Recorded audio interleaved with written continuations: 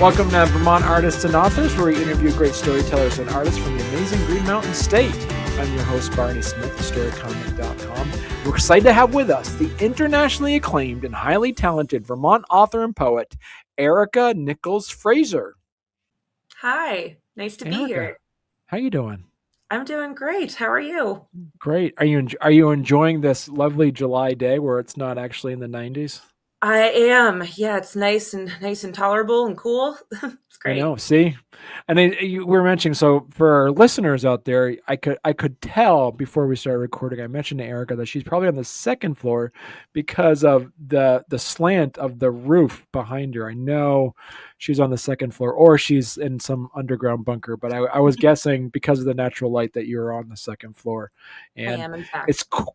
Yes, and it's cool enough where you're not having like an air conditioner running or something like that because yes, hot air rises. So yeah, and you are so it's interesting. So you're here also to talk about some of your work, but you're also here to talk about the Poetry Society of Vermont.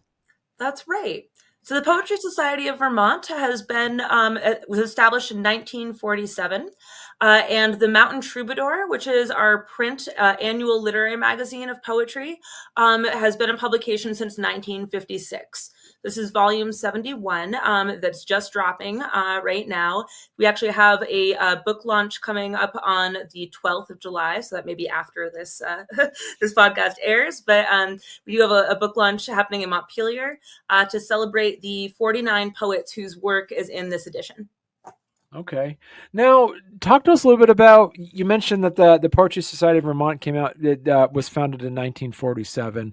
So in 2 more years, you're going to be celebrating your 80th anniversary. Yep, that's right. We had our 75th issue a few years ago, and 80 is coming up. Okay. And so what makes the Mountain Troubadour kind of special and unique to Vermont's literary scene? Well, all of the work published in the Mountain Troubadour is by members of the Poetry Society of Vermont. So that's people either from Vermont or with connections to Vermont who've wanted to stay connected to the Vermont literary and poetry scene. So these are Vermonters or former Vermonters, people whose heart is in Vermont, showcasing their work.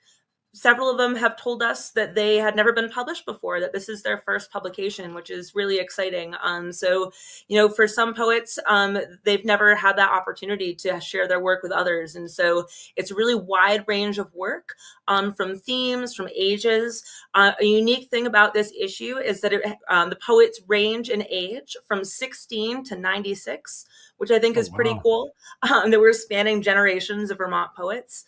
And it includes work by Ann Day, who has been published over 60 times in the Troubadour. She has been a member since the 1950s, according to her. So she, is sort of our poet emeritus. And so we're really excited to showcase this breadth of work. And that 16-year-old I mentioned, Harmony Bell DeVoe, she was actually the inaugural Vermont Youth Poet Laureate and served as our intern this year. So we were really pleased to have her working with us on this issue. And so how did the collaboration with Rootstock Publishing come about? Well, Rootstock is a great local publisher based in Montpelier that has worked with a lot of Vermont authors. There's something that myself and others within the Poetry Society have been aware of, have been connected to. I personally know the publisher, Sam Kolber, who is also a poet and very connected in the Vermont poetry world. So we really liked the idea of working with a Vermont publisher. This was the first year that we worked with Rootstock, and we're really excited about the work they did. And it was a pleasure to work with them. And so what was the process like for selecting poems for the journal? Because as we mentioned, you were the editor of the Mountain Troubadour. Right. And we do have an editorial board who votes and reads all of the poems. They read submissions blind. They don't know who has submitted. And they rate the poems. And then the editor takes those poems and makes final decisions on the poems that go in.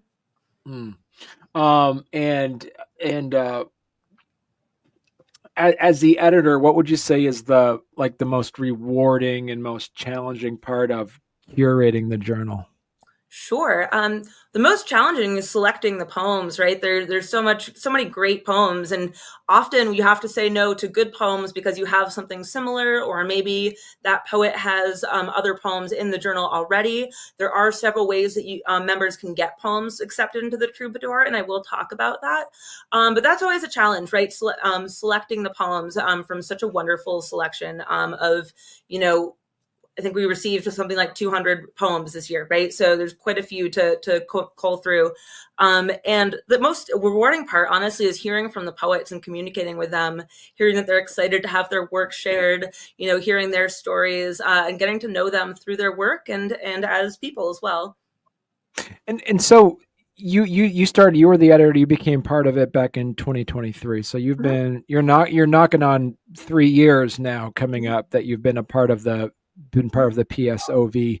Now, have you seen in your writing career so far an uptick of poetry since COVID? I think so, personally. I've also worked in a hybrid publisher before during COVID. I worked at New Degree Press, and we were seeing more and more poets come through at that time. So I do think it's something that is maybe having a resurgence in popularity. You know, it's been really great to see so many members of the Poetry Society, from really, you know, well published, experienced poets to newer poets of all ages, right? So I do think that there has been an uptick or a, you know, swing back towards poetry, you know, in recent years. As the editor of the Poetry Society of Vermont, you see poetry, you work with poetry a lot. How do you keep the creative momentum to actually then, in your spare time, use more creative energy in your spare time to still do poetry?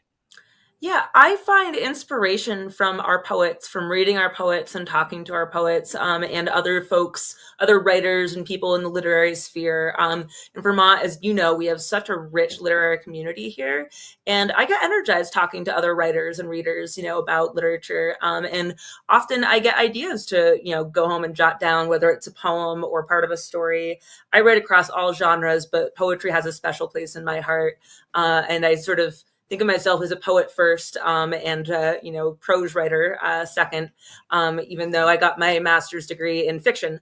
But so I write a little bit of everything, but I do have a deep love for poetry, and I often find that, you know, hearing someone else's poem or reading something, or, you know, it sparks an idea for me, and inspires me to write. And so, you brought, because you're using different mental gymnastics when it comes to writing poetry than it is writing long prose. Right. Now, do you see it easier for a long prose writer to write poetry, or it's easier for a poet to write long prose? That's a good question. I mean, none of it's really easy, right? It's all hard work. Easy, yeah, yeah. Um, for me, I think that my poetry writing serves my prose writing well, and I do think vice versa, right? So I think that I gain skills in both of those things, and often I start something out as a poem and it becomes a short story. Sometimes it has gone the other way, and if you look at, I have two published books currently.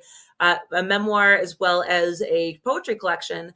And if you read the memoir and then you read the poetry collection, you'll recognize some of the themes and some of the stories that have inspired those poems. And I think it actually, you know, helps you understand them a little more, right? And so I may be writing about similar things in different styles, different genres, right? So I think that any writing you do can serve other writing as well, right? And Hmm. so it is just a different, sort of a different lens to look through.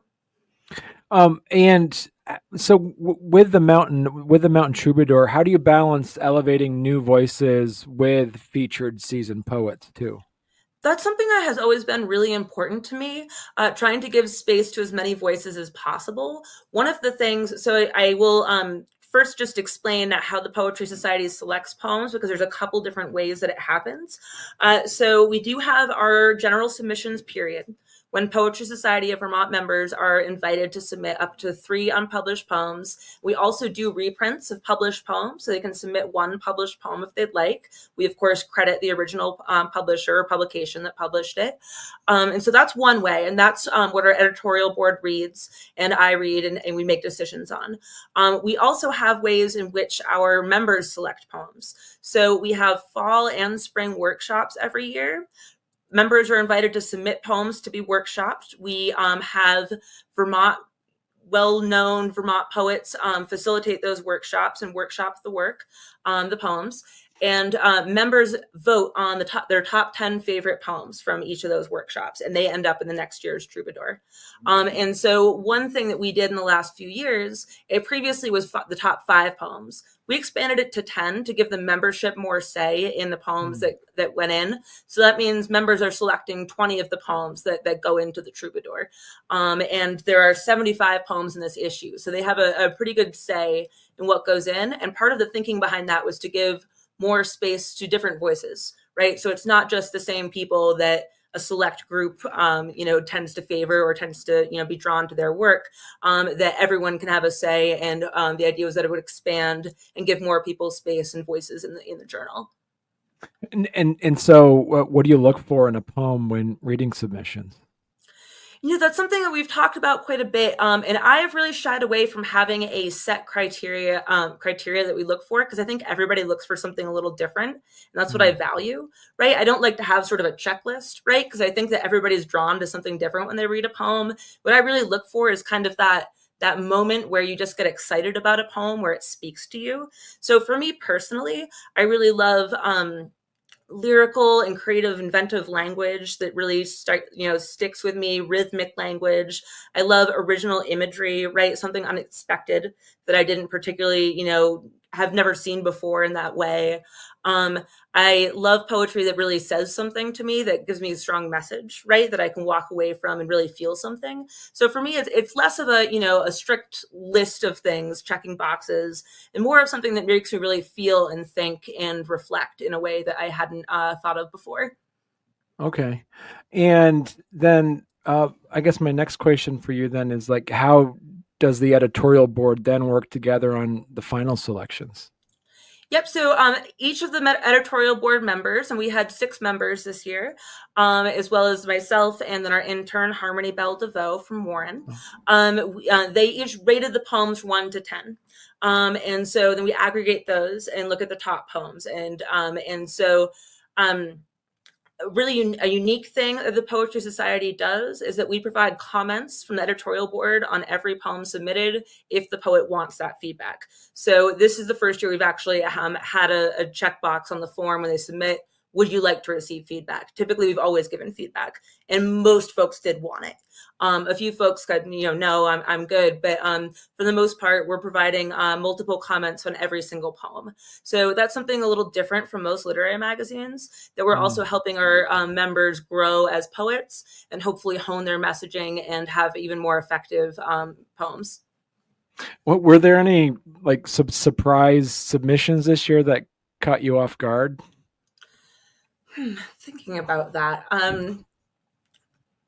There were a few submissions in particular that just kind of made me go, wow, I didn't expect that, or I that is just so original or different, or I love that language, or I really love how that looks on a page. I love experimentation in poetry, so I love to see something a little new and different. And there are some poems that definitely fit under that category. It's a real mix of more traditional and poems that follow a particular poetic form, as well as more experimental and more avant-garde poetry. And so with the Poetry Society of Vermont, we've talked a little bit about the poetry piece. We've talked a little bit about the society piece. So how does Vermont's landscape, do you feel, influence the poetry that comes through the journal? That's a great question, because I think that it absolutely features Vermont's landscape, Vermont's our nature, our people, our ways of living are very much present and alive in the journal. Many poems in the journal focus on the natural world of Vermont, the seasons, right? Observations of whether it's flora or fauna, things we see in Vermont, things that are familiar to us. The opening poem this year has to do with flooding, right? And so that's something that we've seen. Those of us who live in Vermont have seen devastating flooding over the last several years, right? So it's something that many Vermonters will recognize and empathize with and connect with. So Vermont's landscape and its people are all over the pages of this journal. Well, hey there. If you're enjoying our podcast, don't forget to subscribe on YouTube or leave us a 5-star review on your favorite podcast platform. Your support means the world to us and helps us keep this show going. We love hearing from you, so any feedback is welcome. And thank you for being a part of our podcast family and for all your support. It truly means a lot to us.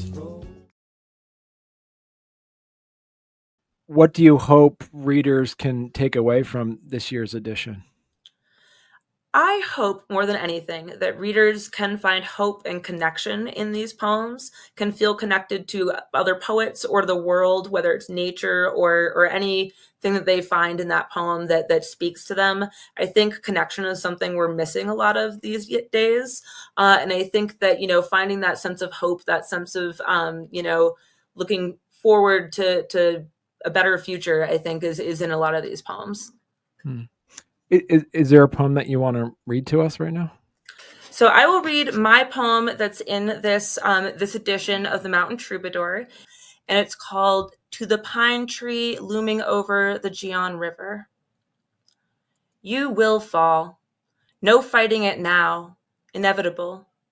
It will not be your fault, but that does not ease the splintering, the crack and crash, the water bone shiver cold. What will remain? What will grow in your place? A ghost of you, stump and roots, your corpse washed away by icy currents, your place on the bank forgotten. And who will bear witness? Who will remember? What advice would you give poets hoping to submit to future issues? I think I would give the same advice to anyone who's interested in submitting anywhere, to any literary journal, right? That you would to submit to the Troubadour as well, which is polish your work, read it out loud, right? Read it to an audience, to a trusted friend or writer, preferably someone who likes to read, if it's poetry, who likes to read poetry, right? Get some feedback on it before you send it in. Send in your best work that you feel proud of. Right. And it's always a good idea to take a look at previous issues of a journal. So one thing that we started doing is publishing our short list, the poems that we really liked that didn't quite make it in the issue for one reason or another. We publish that online now. So you can go on the website and see poems, that ranked quite high. And so you can get a sense, as well as reading past issues of the kind of things that the editorial board and the Poetry Society look for. And that's always a good idea when you're submitting to a literary magazine or publication, to familiarize yourself with the kind of work it publishes. So yeah, send your best, send work that you're proud of, send work that you think fits and aligns with the journal, and don't be afraid to put yourself out there. Right? It's as I said, we provide constructive feedback to anyone who wants it, and it is a supportive community. And so I think it's a good place to start if you're interested in submitting poetry. Okay. And if people want to learn more or look to join the Poetry Society of Vermont, where's the best place they could go to? They can go to poetrysocietyofvermont.org. It's all spelled out, full words, poetrysocietyofvermont.org. And you can see on the website where you can, under membership, can become a member. So we have a tiered membership. So you can select the level that feels most comfortable for you. Memberships are for a year. And so in that year, you receive a copy of the Mountain Troubadour. You are able to submit to the next issue if you would like. You are able to attend the various workshops that occur throughout the year. And there's special events. As I mentioned, we have a book launch coming up. We will have a fall workshop. And so you can be involved in a poetry community that exists statewide and beyond. Okay. And Erika, if people want to learn more about you and your work, where is the best place they could go to? Sure. They can find me on my website, which is Nichols-Frazer.com. That's NICHOLSFRAZER.com. You can see a selection of my published work up there, as well as links to my books. And I do have a forthcoming book coming out next spring with Finishing Line Press. It is a poetry chapbook called Can You See Her, the Moon?